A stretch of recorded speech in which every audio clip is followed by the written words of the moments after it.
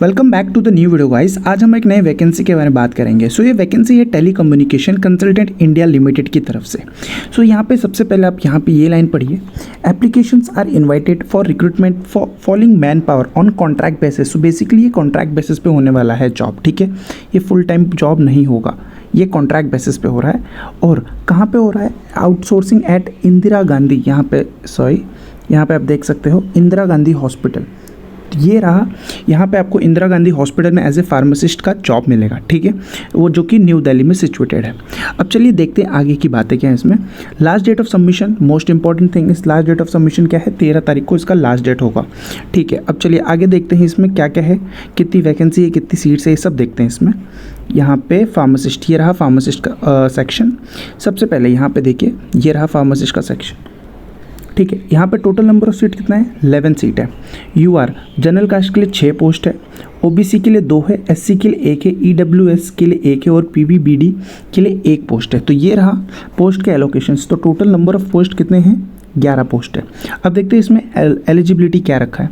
सबसे पहले B pharm, bachelor degree in pharmacy, यानी कि बी फार्म होना चाहिए आपको। सेकंड, रजिस्टर्ड होने चाहिए फार्मासिस्ट।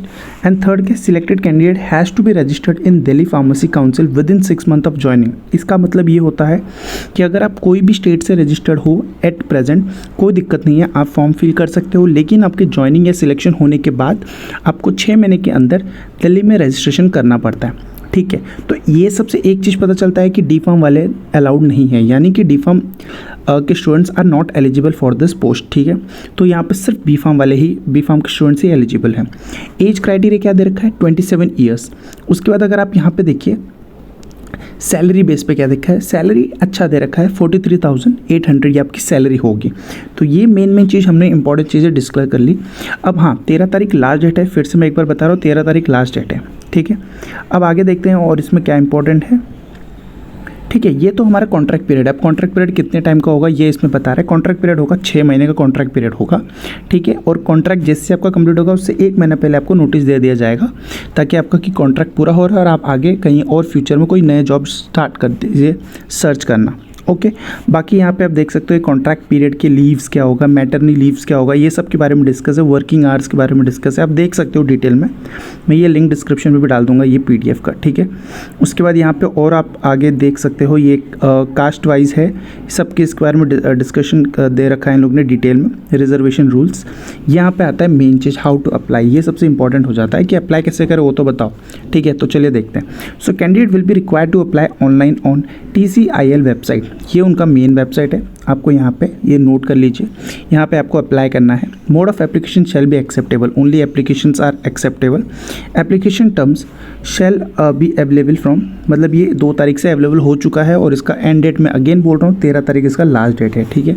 यहाँ से 13 तारीख इसका लास्ट डेट है, ठीक है। अब बाकी आप यहाँ पे देख सकते हो, candidate call for skills test interview will have to pay fee of 2000, मतलब जिसको कैंडिडेट्स जिसकी कॉल्स मैसेज आएंगे जिसको कि आप इंटरव्यू के लिए आ सकते हो, उसको ये फीस देना पड़ेगा। अब किसे देना है, ये किसे नहीं देना है सबसे पहले ये देख लीजिए। SC ST EWS PWBD इनको नहीं देना है। इसका क्या मतलब है? बाकी के जितने भी हो गए, जैसे कि जनरल हो गया, OBC हो गया, इन सबको ये फीस देना मैंडेटरी है, ठीक है।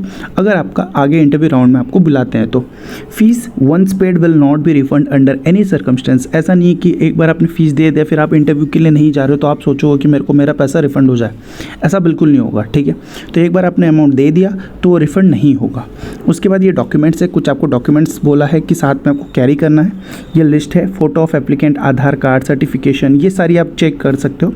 एजुकेशन क्वालिफिकेशन हो गया, डिग्री, एक्सपीरियंस, ये सारी चीज़ें। सिलेक्शन प्रोसेस अब ये देख लेते हैं। Candidate will be informed via email, SMS for skill test और इंटरव्यू।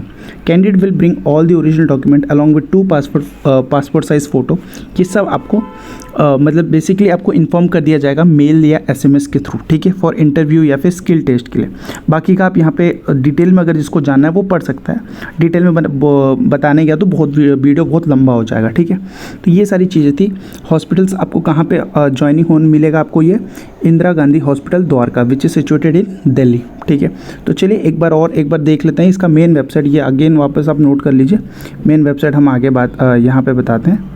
ये रहा इनका मेन वेबसाइट, इस मेन वेबसाइट को नोट कर लीजिए। 13 तारीख का लास्ट डेट है और इसके डिटेल्स हमने यहाँ पे पढ़ लिए थे। क्या क्या है इसमें, डीफार्म एलिजिबल नहीं है, सैलरी होगा 43,800, टोटल पोस्ट होगा 11 पोस्ट होगा, बाकी आप कास्ट वाइज देख सकते हो, और 27 ईयर्स का एज लिमिट दिया हुआ है। ठीक है, तो ये था इस वैकेंसी से रिलेटेड सारी इंपॉर्टेंट बातें। ऐसे ही अगले वीडियो में नए वैकेंसी के साथ मिलता हूँ, तब तक के लिए this is Shivam signing off.